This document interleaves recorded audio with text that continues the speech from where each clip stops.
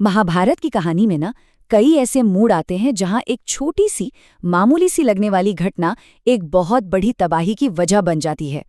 आज हम एक ऐसे ही पल की बात करने वाले हैं जहां एक महल के जादू ने और एक लम्हे भर के अपमान ने इतिहास के सबसे बड़े युद्ध की नींव रख दी। चलिए इस कहानी को जरा करीब से देखते हैं।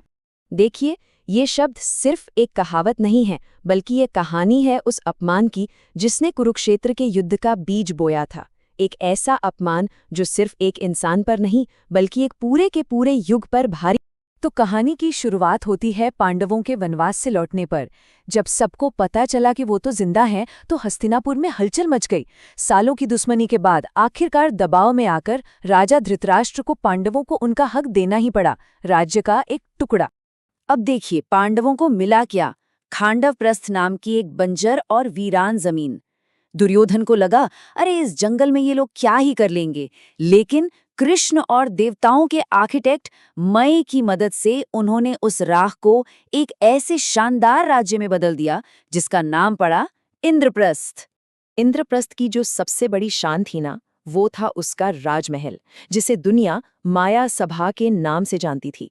ये कोई ऐसा वैसा महल नहीं था। इसे मय दानव ने अपनी मायावी शक्तियों से बनाया था, जो देखने वालों का दिमाग घुमा देता था। इस महल की खासियत थी इसके जादुई इल्यूजन्स। जरा सोचिए, कोई चल रहा हो और जहां एक ठोस चमचमाता हुआ फर्श दिखाई दे, वो असल में साफ पानी का एक तालाब हो। और तो और, जहां पानी का एक सुंदर सा तालाब नजर आ रहा हो, वो असल में एक चमकता हुआ क्रिस्टल का फर्श निकल आए। मतलब माया सभा में जो आंखों से दिखता था, वो भी सच नहीं था।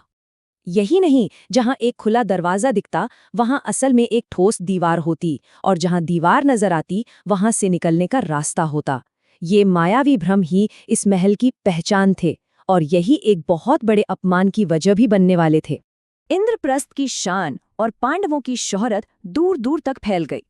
अपनी कामयाबी के इस शिखर पर सम्राट युधिष्ठिर ने राजस्व यज्ञ करने का फैसला किया, जिसमें पूरे भारतवर्ष के बड़े बड़े राजाओं और योद्धाओं को बुलाया गया।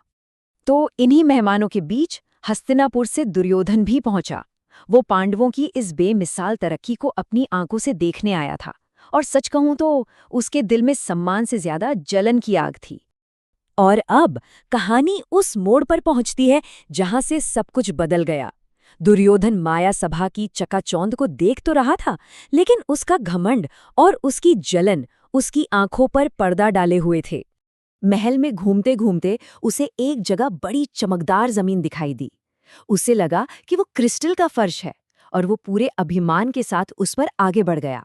लेकिन वो फर्श था ही नहीं, वो तो निर्मल पानी से भरा एक सरोवर था, और हस्तिनापुर का युवराज दुर्योधन सबके सामने धड़ाम से पानी में जा गिरा।